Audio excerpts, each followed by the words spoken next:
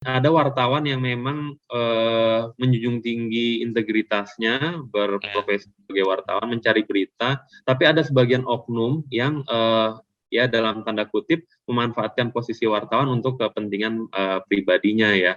Gimana caranya menghadapi wartawan seperti itu, Mas? Terima kasih. Saya sering mendapat pertanyaan ini. Namun saya kasih tips buat dia bahwa yang pertama adalah Disiarkan dari kantor Wali Kota Jakarta Pusat. Inilah dia, J Podcast. Podcastnya Jakarta Pusat. Assalamualaikum warahmatullahi wabarakatuh. Halo Sohib Jakus, kita ketemu lagi di J Podcast-nya Jakarta Pusat. Kali ini kita kembali bertemu di J Podcast secara daring dengan narasumber kita. Kenalkan dulu sebelumnya, beliau adalah Mas Arfi Bambani, saat ini sebagai redaktur di suara.com. Beliau adalah jurnalis senior yang akan berbagi cerita, pengalaman, dan pengetahuannya untuk kita semua. Sebelumnya mari sapa. Halo Mas Arfi. halo Mas Sandy, selamat siang para penonton podcast Jakarta Pusat. Kabar baik, Mas? Selamat siang. Alhamdulillah. Mas Arfi, lagi sibuk apa nih Mas Arfi? Biasalah, lagi sibuk mengedit, dan juga saya kebetulan ngasih satu pengampu mata kuliah di sebuah universitas, digital fact checking. Jadi saya lagi sibuk dengan ngurus mid test para mahasiswa S1. Oh iya. Sibuk Elis juga sebagai dosen berarti sekarang ya? Iya, part-timer. Iya, part-timer. Mungkin karena diundang sebagai profesional ya, jadi background-nya mungkin pas dirasa untuk para jurnalis. Calon jurnalis. Oke. Siap. Gini Mas Arfi, kita kan di Jakarta Pusat, khususnya dari suku dinas Kominfotik, kita menggawangi kehumasan di Pemkot. Gitu. Mas Arfi dengan background-nya sebagai jurnalis, kemudian juga sempat kuliah di Singapura ya, yang saya tahu. Mungkin bisa berbagi ke kami, sebetulnya seperti apa sih perkembangan media saat ini? Ya, terima kasih Mas Sandy. Terima kasih untuk diundang ke acara podcast ini. Saya sangat apresiasi sekali. Saya baru saja selesai kuliah di Master in Public Administration di Lee Kuan Yew School of Public Policy di National University of Singapore. Mungkin sebagian teman-teman atau pemirsa tahu bahwa ini kuliah di sini adalah mempelajari public policy atau kebijakan publik. Jadi saya sangat senang sekali berada di sini. Background saya bukan ASN, tapi orang swasta yang banyak memikirkan public policy sebagai jurnalis ataupun sebagai project consultant. Nah, salah satu bidang yang saya geluti adalah informasi dan media ya tentunya. Dan ketika saya berkuliah, saya berkesempatan bertemu dengan beberapa profesional dan dosen-dosen yang sangat inspiring, sangat menginspirasi dalam memberikan mata kuliah. Saya pernah ketemu dengan Mas Sandy, mengobrol bahwa ada satu mata kuliah yang saya sangat ingat sekali, bagaimana Singapura sangat concern membahas soal strategi media dan juga bagaimana membahas branding negaranya. Jadi mereka menganggap Singapura itu sebagai sebuah brand. Nah, ini sebuah pendekatan yang sangat unik yang dipakai oleh Singapura. Dan untuk membentuk brand Singapura ini, Singapura meng-hire seorang dokter lulusan Amerika yang juga warga Singapura tentunya ya. Di-hire sebagai membidangi untuk membentuk sebuah instansi baru untuk brand ini, Singapore Brand Agency semacam itulah. Dan dia kemudian mulai meletakkan dasar bagi bagaimana Singapura sudah diletakkan sebagai sebuah brand untuk marketing, juga untuk macam-macam guna, untuk pemasaran investasi, ya, untuk pariwisata, kemudian untuk menyatukan warga negara Singapura itu sendiri. Jadi mereka kan ada isu keberagaman juga kan. Jadi bagaimana Singapura dibungkus sebagai sebuah kesatuan yang bisa menyatukan seluruh etnis yang ada di Singapura. Nah, hal yang menarik yang kemudian diletakkan adalah mereka melakukan apa yang disebut sebagai social media first. Jadi dalam mungkin sejak kurun 5 tahun belakangan, pendekatan dari pemerintah Singapura untuk masuk menjangkau masyarakat itu tidak lagi meletakkan media first. Kalau dulu kan misalnya menteri mau mengadakan acara, yang diundang adalah media dulu, wartawan-wartawan dari media mana gitu ya. Tapi Mainstream Singapura media ya. ya mainstream media lah. Tapi Singapura sejak 5 tahun lalu itu mulai mengubah pendekatannya.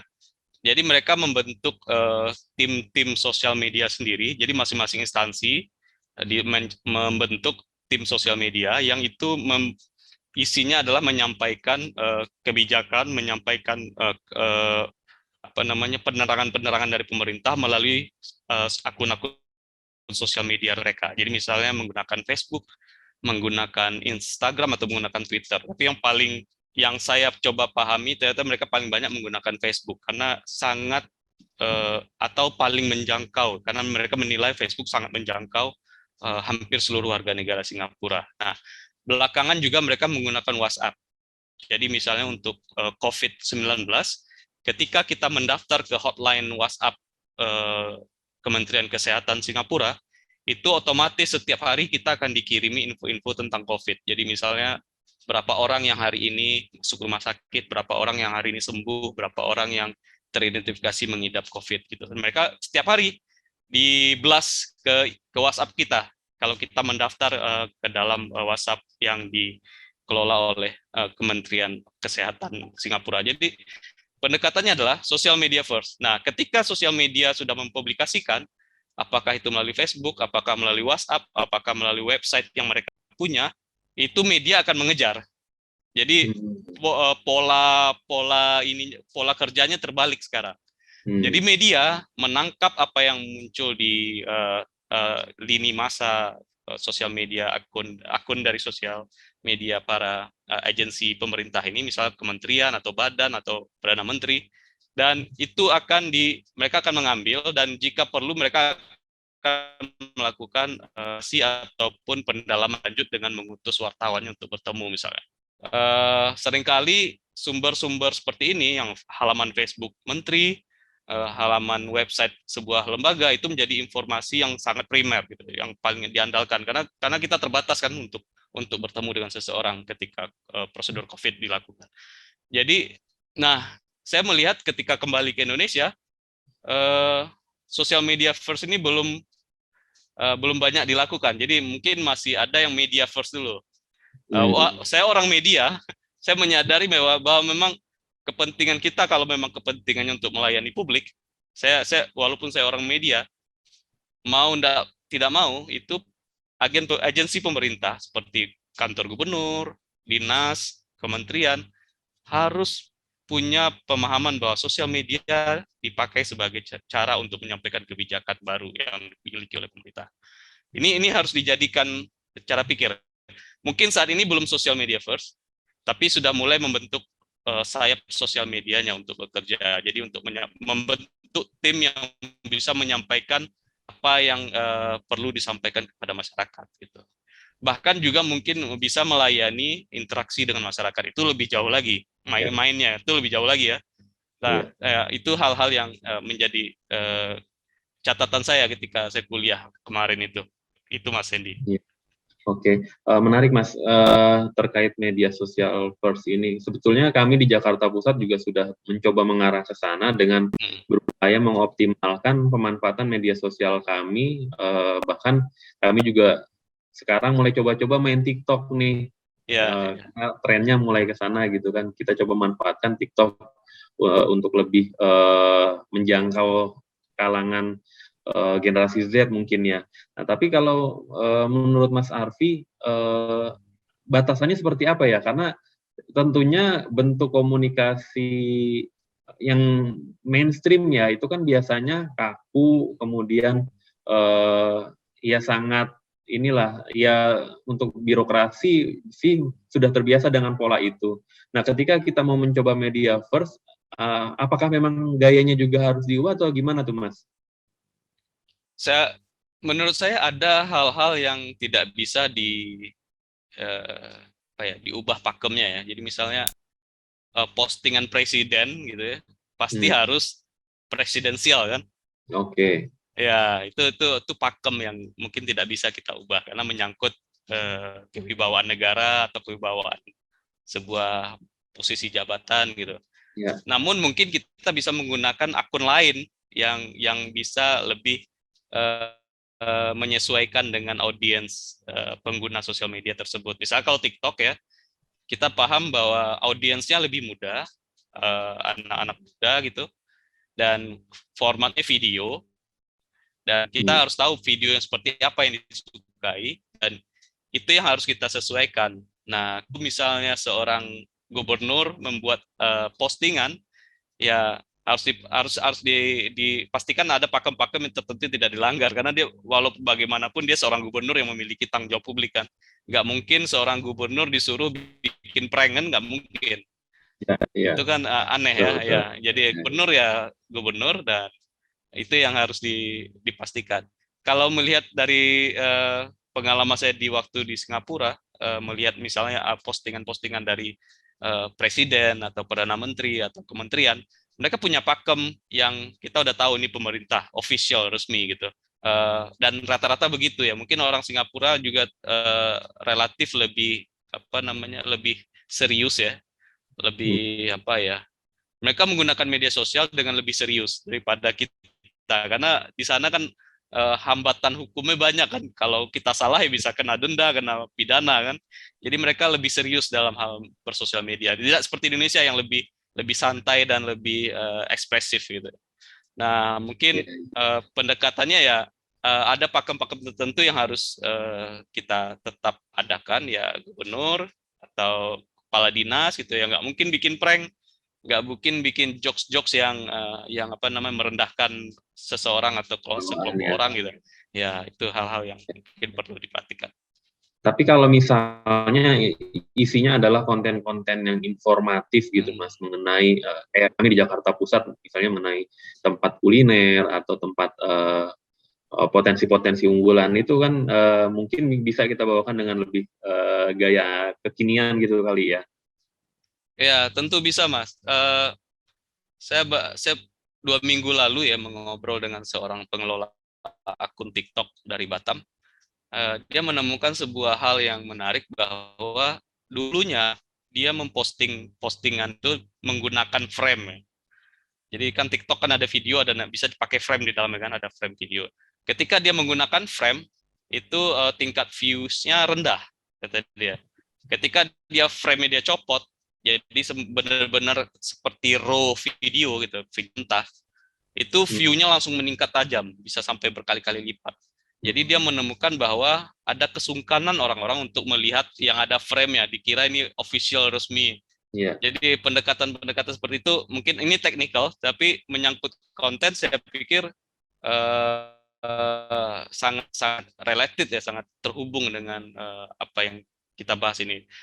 Menyangkut masalah kuliner, apakah menyangkut masalah sehari-hari gitu ya, mungkin perlu dari pemerintah Jakarta Pusat untuk memikirkan juga. Saya pikir nggak ada salahnya memikirkan apa sih Jakarta Pusat, atau ya hal-hal yang kecil-kecil dan dibutuhkan orang sebenarnya gitu. Oke, menarik. Sekarang ini Mas, media sosial itu kan kita tahu memang sifatnya juga interaktif ya, dua arah. Yeah. Bisa memungkinkan komunikasi dua arah. Sehingga ada bisa jadi itu menjadi backfire bagi instansi pemerintah ketika entah menyampaikan informasinya salah atau isu sensitif. Nah itu kira-kira hal apa yang perlu diantisipasi Mas dalam kaitannya interaksi dengan warga? Saya kalau melihat beberapa kasus atau kejadian-kejadian ya, ada beberapa pelajaran yang saya lihat dalam mengelola ini. Saya juga tidak terlalu expert dalam hal ini, menganalisis postingan-postingan, bagaimana menanggapi netizen. Tapi saya melihat dari beberapa kejadian. Pertama, pihak dinas ataupun lembaga otoritas yang mengeluarkan postingan ya harus memperlihatkan dia seorang yang transparan, yang prudent, ya, apa ya istilahnya, yang terbuka. Jadi ketika dia salah, ya dia akuin salah, dan kemudian dia menarik lagi postingannya, misalnya kami tarik karena ini, gitu ya. Saya pikir itu lebih dihargai oleh netizen kita. Namun kalau sampai kita posting lalu ternyata dikecam oleh orang banyak dan kita diam gitu, itu mungkin akan jadi backfire yang terus bergulir, menjadi bola salju gitu, karena akan terus dibully orang. Tapi ketika kita secara terbuka mengakui salah misalnya, mungkin kita akan dihargai oleh para netizen ini, karena mereka rata-rata julid kan, nggak ada kerjaan juga kan sebagian kan, lihat oh ya gitu ya. Jadi menurut saya poinnya adalah keterbukaan yang pertama. Yang kedua ya, teman-teman harus memperhatikan nilai-nilai yang di masyarakat, kemudian etika gitu ya, atau juga hukum bagaimana gitu di Indonesia, karena pasti ada perbedaan ya, walaupun platformnya berbasis Amerika yang menyokong free speech, kebebasan berbicara, tapi kan di Indonesia kita punya batasan-batasan lain yang lebih ketat, misalnya soal pornografi, soal perjudian, soal agama. Jadi hal-hal seperti itu ya harus ada kontrol di adminnya atau di yang membuat postingan. Seperti itu, Mas. Oke. Kemudian kita tahu, Mas, di Indonesia ini kan apa ya, tipikal netizennya itu ya termasuk netizen yang bawel ya di media sosial. Kemudian juga kita tahu ada fenomena buzzer. Nah, terutama di Jakarta ini segala sesuatu kadang-kadang dibawa-bawa ke hal-hal yang sifatnya politis. Nah, buzzer kemudian menyerang. Nah, gimana pendapat Mas Arfi mengenai buzzer ini? Ya, ini unik ya. Ini fenomena kalau di ini ya, di Asia Tenggara itu ada beberapa negara seperti kita, ada Filipina, ada Indonesia, juga ada pernah Myanmar, di mana ada kelompok-kelompok orang yang kemudian menggunakan sosial media untuk menyerang atau memburuk-burukkan kelompok lain atau seseorang di sosial media. Pihak platform sendiri sudah bertindak keras sebenarnya. Jadi kalau sebuah akun sudah bukan dikelola langsung, sudah menggunakan robot, pasti akan ditindak. Jadi kayak akun seperti platform seperti Twitter atau Facebook itu sangat sangat keras dalam hal ini sekarang ini. Dan jadi menurut saya PR-nya justru bukan di kita tapi di platformnya, bagaimana mereka membuat platform itu menjadi tempat yang sehat untuk pertukaran gagasan atau pertukaran wacana. Itu yang sehat itu adalah begini, itu benar-benar dilakukan oleh orang. Betul. Pertama, yang kedua ya dia dilandasi oleh niat baik bertukar pikiran, atau bukan membuli, mendoxing atau harassment orang gitu. Nah, jadi sebenarnya implikasi negatif seperti itu tadi, doxing, harassment, bully online, itu kan udah ada mekanismenya sebenarnya di masing-masing platform itu. Kita bisa report sebagai spam. Nah, tinggal bagaimana platform tersebut menggunakan itu. Dan ada platform yang relatif lebih longgar gitu, misalnya kayak Twitter itu lebih longgar. Dan ya kita harus pahami saja bahwa beginilah fenomena sosial media ini. Saya terus terang agak berbeda pendapat dengan orang-orang yang ingin menertibkan misalnya kayak sosial media karena banyak serangan-serangan seperti ini ya. Saya justru melihat ketika dia masih berupa kata-kata, masih berupa teks, tulisan-tulisan, ini masih dalam kerangka yang sehat menurut saya, karena orang-orang menyampaikan pikirannya. Ya, tapi kalau sudah berupa hate crime, ada ajakan untuk berbuat kejahatan, itu baru dia melebihi batas. Nah, sejauh ini saya melihat bahwa platform-platform media sosial kita sebagian besar masih dalam kerangka yang sehat ini, tempat orang mungkin ada yang mencerca, ada yang mencaci, tapi jangan sampai dia mengajak kejahatan, membunuh orang, atau dia menggunakannya untuk melakukan kejahatan gitu. Itu saja. Karena begini, ini penting bagi demokrasi kita, bagi Indonesia. Ketika orang bisa bebas berpendapat, ketika orang bebas untuk menyampaikan gagasan, itu penting. Dengan begitu, kekuasaan atau pemerintah itu bisa dikritik atau mereka bisa bekerja dengan lebih baik. Itu bagi saya Ya, pentingnya ya, sosial media hari ini. Jadi saya tidak ingin ya buzzer-buzzer itu bermasalah, tapi yang ya. lebih penting lagi adalah bagaimana sosial media ini menjadi tempat yang sehat untuk bertukar gagasan. Buzzer-buzzer harus ditertibkan oleh platform sendiri terutama ya. Ya. Oke, sepakat Mas. Jadi memang sebetulnya media sosial ini bisa kita ibaratkan sebagai ruang publik atau public sphere di mana bisa terjadinya pertukaran pendapat, Ya, kemudian ya ajang untuk demokrasi deliberatif gitu ya. ya, Tapi kan kemudian juga yang tidak yang masih ada kaitannya adalah fakta bahwa literasi digital kita masih cukup rendah.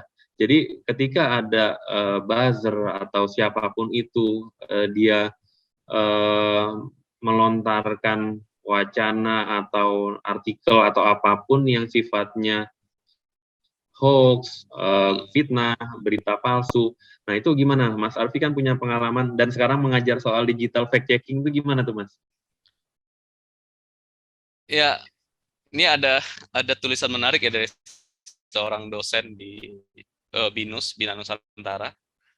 Dia juga dulu jurnalis, saya tahu Mbak Karina.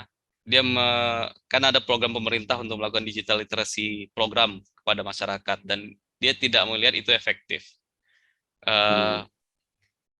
Saya sepakat dalam hal tidak efektif jika dilakukan kurun 1 tahun, kuantitas itu tidak efektif. Tapi kalau kita melakukannya dengan target yang kualitas dan menarget segmen masyarakat tertentu, itu menurut saya bisa lebih berhasil melakukan program digital literasi training gitu ya pada masyarakat.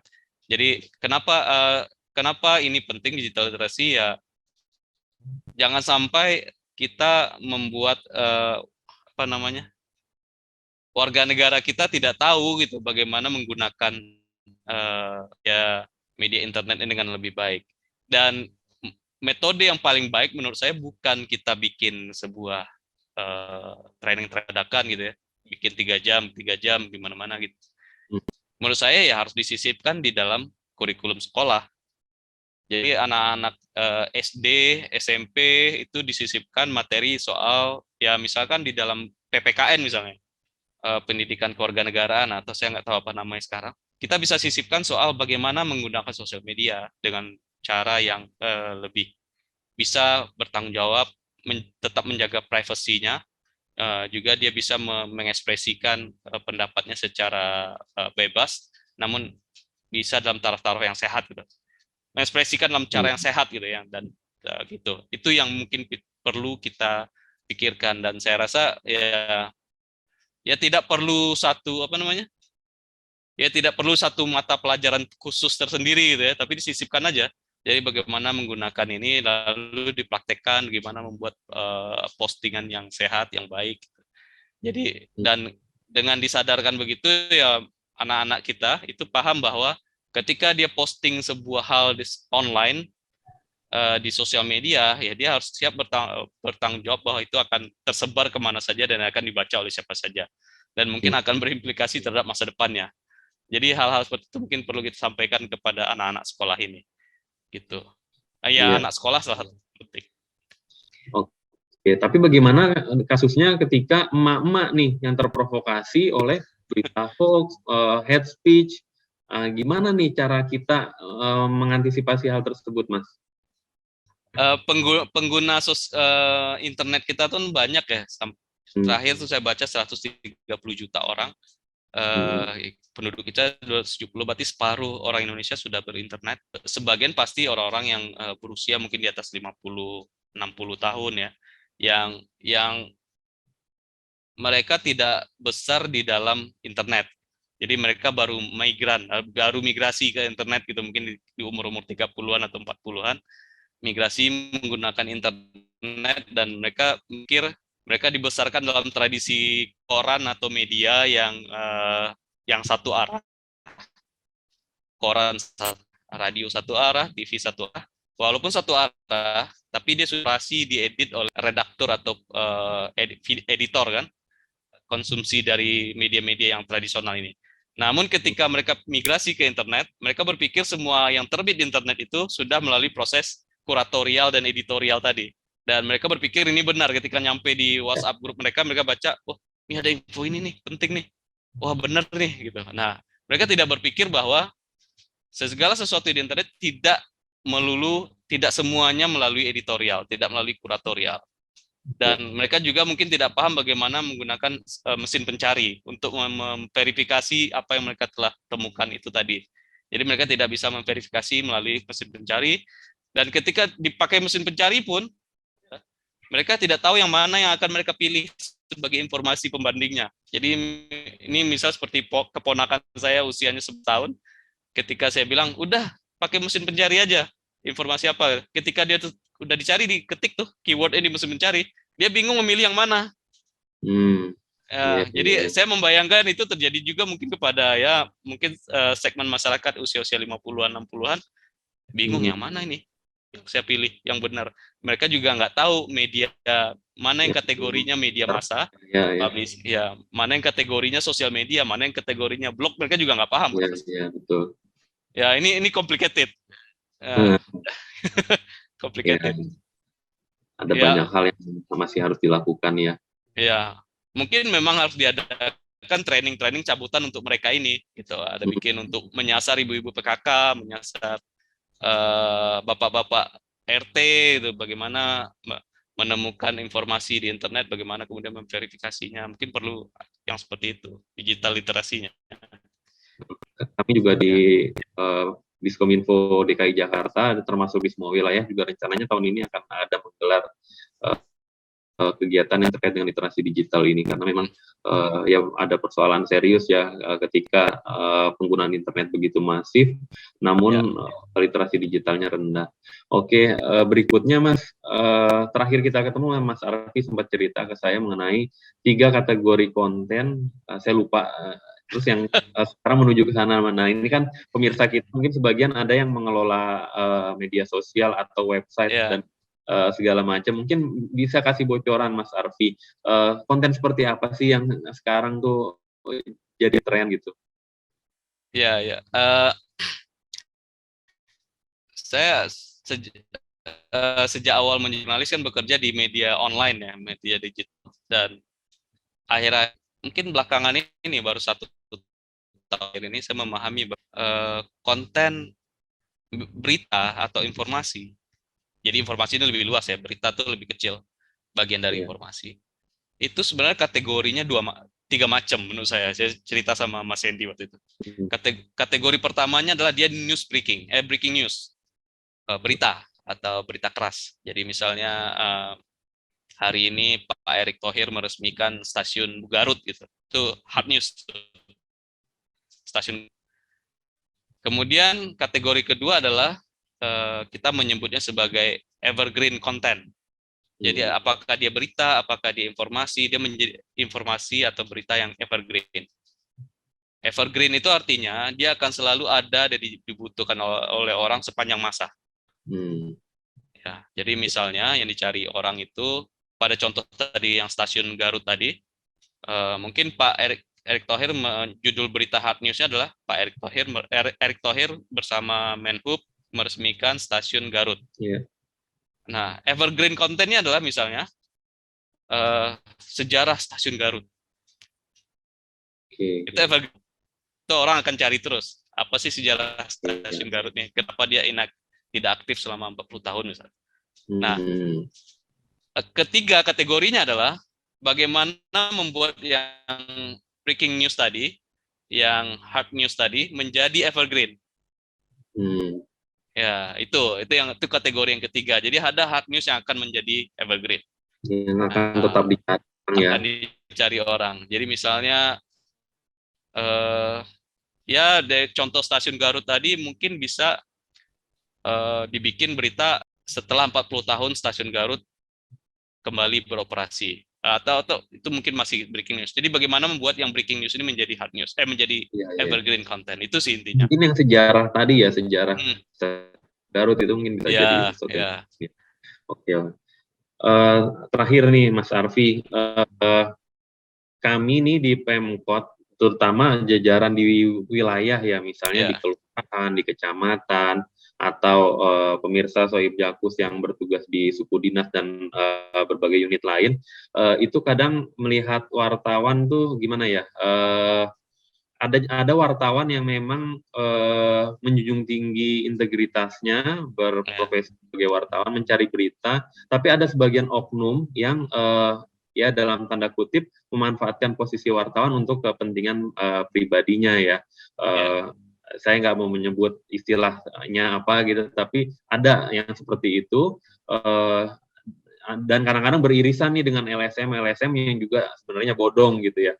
Nah, Mas Arfi sebagai mantan Sekjen AJI mungkin punya tips atau pesan buat kami di jajaran pemerintahan, gimana caranya menghadapi wartawan seperti itu, Mas? Ya, saya terima kasih. Saya sering mendapat pertanyaan ini, terutama ketika memimpin AJI, bagaimana menghadapi media atau wartawan yang seperti ini. Termasuk dari ibu saya, almarhum ibu saya dulu ya. Jadi ibu saya itu pernah menjadi anggota Dewan Perwakilan Rakyat Daerah, lalu didatangi oleh wartawan-wartawan seperti itu tadi yang diungkapkan. Nah, lalu dia bertanya pada saya bagaimana cara menghadapinya. Mungkin siapa ya? Akhirnya dia begitu, dia sebut anak kerja di sini, anak saya kerja di sini kan, karena saya adik kakak kerja di media, wartawan kedua-duanya. Jadi dia akhirnya wartawan itu keder sendiri yang itu ya pada ibu saya. Namun saya kasih tips buat dia bahwa yang pertama adalah dicek dia bekerja untuk media apa, si wartawan tersebut, media. Jadi apakah medianya terverifikasi Dewan Pers? Ya, mudah kok untuk mencari terverifikasi. Jadi kalau dia berupa media, tinggal search Dewan Pers, atau mungkin di situs dewanpers.org sendiri ada juga tuh, ada bagian yang verifikasi atau pendaftaran media. Di situ ada list media. Kita bisa juga search backward apa nama medianya untuk melihat dia terverifikasi. Atau kalau mau lebih substansial, lihat pada konten-konten yang dibikin oleh media tersebut. Klik, kalau dia bisa berupa online ya cari apa media nama online-nya, dan lalu beritanya apakah mencerminkan dia sebuah media yang kredibel. Kan kelihatan yang sebuah media yang kredibel. Itu cara yang lebih substansial. Yang kedua ya, kamu benar-benar wartawan atau tidak gitu. Dan ya pastikan lagi nama medianya benar atau tidak, itu tadi. Itu dua hal yang bisa kita lihat. Kalau dia berupa media cetak, itu lebih mudah lagi menurut saya. Kalau media cetak ya kita tahu yang dibaca orang cuman media-media cetak tertentu kan. Dan kalau dia nggak ada di list yang dibaca orang, ya udah kamu ini nggak jelas mediamu, kamu bukan wartawan gitu. Begitu saja. Jadi kalaupun dia ingin menulis kita yang buruk-buruk, ya nggak ada yang baca di media dia. Cuekin aja ya. Iya, kalau dia kasih kopiannya kepada kita, ya udah nanti kamu saya gugat, gituin aja. Saya lapor polisi. Nah, kayak gitu aja. Jadi bisa kita pakai. Karena kalau mereka masuk ke Dewan Pers, mereka pasti nggak mau, pasti kalah. Karena kadang ada malice, kan ada niat buruk mereka untuk membuat tulisan yang nggak benar. Tapi kalau kita ancam langsung, ya silakan aja mau ke Dewan Pers, ke polisi. Menurut saya akan membuat mereka lebih keder, lebih ketat. Gitu Mas. Jadi dua hal itu aja menurut saya hal yang kita bisa lakukan. Ini dua hal yang penting buat teman-teman yang mungkin terbiasa menghadapi seperti ini, apalagi bentar lagi Lebaran nih Mas Arfi, biasanya macam-macam itu. Oke, demikian bincang-bincang kita Sohib Jakus di J Podcast kali ini bersama dengan Mas Arfi Bambani. Kita banyak mendapatkan informasi dan pengetahuan mengenai bagaimana pemanfaatan media sosial di sektor publik, di pemerintahan, Kemudian juga tadi kita ngobrol tentang bagaimana konten yang evergreen atau yang akan terus dicari. Dan terakhir tadi ada tips dari Mas Arfi bagaimana teman-teman di pemerintahan nih ketika dihadapkan pada wartawan-wartawan yang tidak bertanggung jawab. Jadi nggak usah khawatir gitu. Ya. Oke, Mas Arfi, Itu terima bukan kasih wartawan. banyak. Ya. Bukan wartawan itu ya? Oh Ya, ya. mereka mengaku Oknum wartawan. yang mengatasnamakan wartawan. Ya, betul. Oke. Makasih banyak Mas Arfi Bambani untuk waktunya dan sharingnya kepada kami. Semoga ini juga bermanfaat dan kita bisa ketemu lebih lain waktu. Sama-sama Mas Hendy. Terima kasih Mas Arfi. Selamat sore. Sore, Mas.